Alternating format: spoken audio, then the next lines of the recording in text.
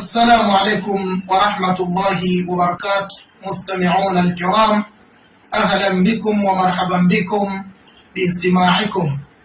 أما اليوم إن شاء الله سننظر فوائد الاستغفار. Leo ndugu zanguni, nimekuja na nondo ambayo mja wa Allah tabarak wa taala katika nyuradi ukishikamana nayo ni sababu ya kupewa mambo matatu ambayo ni makubwa, kama alivyokuja mtume wetu Muhammad sallallahu alaihi wasallam akielezea katika hadithi ya Ibn Abbas radhiyallahu anhuma kwamba mwenye kushikamana na nyuradi hii Allah tabarak wa taala ja'ala lahu min kulli hammin farajan, Allah atajalia kwa mtu huyo alishikamana na nyuradi hii kila jambo ambalo linamhuzunisha ataliondoa, atampa faraja.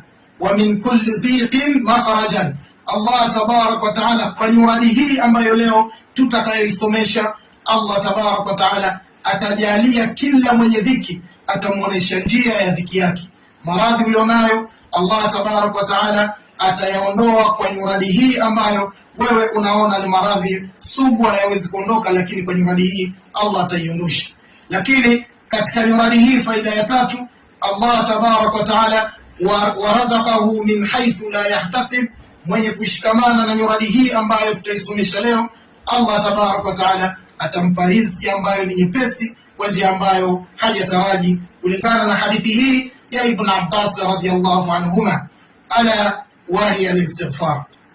Na nyuradi yenyewe mja wa Allah tabarak wa taala inatakiwa udumu nayo ni nyuradi ya istighfar, nayo ni astaghfirullah astaghfirullah astaghfirullah.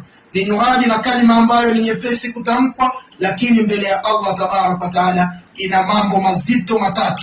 Allah atakupa faraja, Allah atakupa njia na solution ya mambo yako, Allah atakupa wepesi wa riziki kwa kushikamana na nyuradi hii ya astaghfirullah astaghfirullah astaghfirullah. Dumu na nyuradi hii biidhnillahi tabarak wa taala, yale ile huzuni ulionayo itaondoka na itakuja faraja, ule uzito ulionao utaondoka, utakuja wepesi, na riziki ulionayo ngumu Allah ataifungua biidhnillahi tabarak wa taala. Assalamu alaikum wa rahmatullahi wa barakatuh.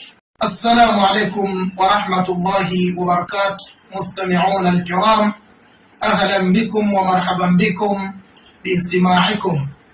أما اليوم إن شاء الله سننظر فوائد الاستغفار. Leo ndugu zanguni, nimekuja na nondo ambayo mja wa Allah tabarak wa taala katika nyuradi ukishikamana nayo ni sababu ya kupewa